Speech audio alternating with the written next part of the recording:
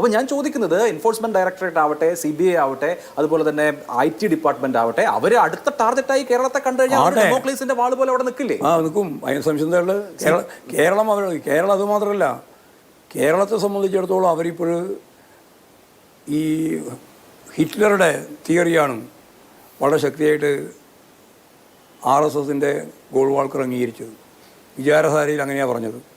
ഇപ്പോൾ കേരളത്തിൽ ഒരു ഇന്ത്യൻ പ്രധാനമന്ത്രി ഇതുവരെ നടത്താത്ത വിധത്തിൽ ആവർത്തിച്ചു വന്ന നരേന്ദ്രമോദി പ്രചരണം നടത്തി.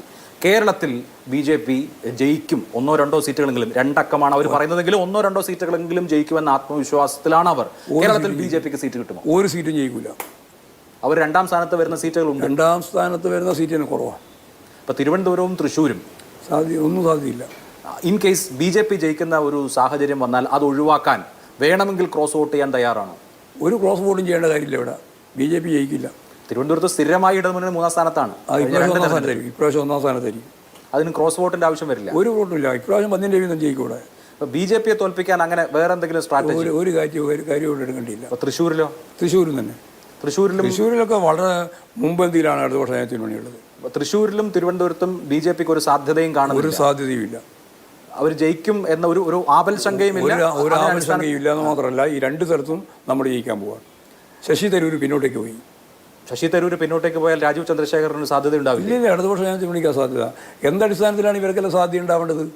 7 മണ്ഡലമുണ്ട് ഇവിടെ. ഈ 7 മണ്ഡലത്തിലും എല്ലാ മണ്ഡലത്തിലും മുൻകൈയുണ്ട് അടുത്ത വർഷം ഞാൻ തിരുവണിക്ക്. അപ്പോൾ ആ നിലയ്ക്ക് നോക്കുകയാണെങ്കിൽ ഇപ്പോൾ കേരളത്തിലെ ഭരണം കൂടി വിലയിരുത്തുന്ന തെരഞ്ഞെടുപ്പായിരിക്കുമല്ലോ. അപ്പോൾ സ്വാഭാവികമായും ഒരു ഇലക്ഷനിൽ ഭരണവിരുദ്ധ വികാരം ഉണ്ടാവാം. ആ ഭരണവിരുദ്ധ വികാരം ഉണ്ടായിട്ടും ഇടതുമുന്നണിക്ക് മേൽക്കൈ ഉണ്ടെന്നാണോ പറയുന്നത്? ഉറപ്പ്, ഒരു സംശയമില്ല. അങ്ങനെ ഭരണവിരുദ്ധ വികാരമൊന്നും കൂടി ഇല്ല. കാര്യമായിട്ട് ചില പ്രശ്നങ്ങളൊക്കെ ഉണ്ട്, അതൊക്കെ ഞങ്ങൾ പരിഹരിച്ചിട്ടുണ്ട്. ഭരണത്തിന്റെ വിലയിരുത്തലാകുമോ ലോക്സഭാ തെരഞ്ഞെടുപ്പ്? ആയിക്കോട്ടെ, അതുകൊണ്ടെന്താ കാര്യം? അല്ല, അപ്പോൾ സാധാരണ ജനം വോട്ട് ചെയ്യാൻ പോകുമ്പോൾ പെൻഷൻ കിട്ടാത്തത്, സപ്ലൈകോ സാധനം കിട്ടാത്തത്, ഇതൊക്കെ പ്രശ്നമായില്ലേ? അതൊക്കെ അവർക്കറിയാം. പെൻഷൻ ജനങ്ങൾക്കറിയാം. ഗവൺമെൻറ്റിൻ്റെ കയ്യിൽ പണം ഉണ്ടെങ്കിൽ അവർക്ക് പെൻഷനുണ്ട്. 57,000 കോടി റുപ്യ ഈ മാർച്ച് മാസം 31-ാം തീയതി തരാണ്ട് തന്നില്ലല്ലോ.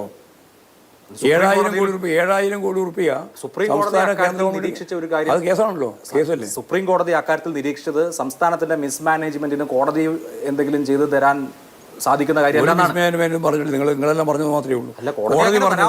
കോടതി പറഞ്ഞത് ഇത് ഭരണഘടനാപരമായ പ്രശ്നമാണ്. ഇത് ഒരു സംസ്ഥാനത്തിന്റെ മാത്രമായിട്ടില്ല, നിരവധി സംസ്ഥാനത്തിന്റെ ഭാഗമായിട്ട് വരികയാണ്. അതുകൊണ്ട് ഭരണഘടന വെച്ച് കോട്ടെന്നാണ്. അല്ലാതെ ഈ പറയുന്ന പരാമർശമൊന്നും ഒരു രീതിയിലും ഇല്ല. വെറുതെ പറയുന്നു.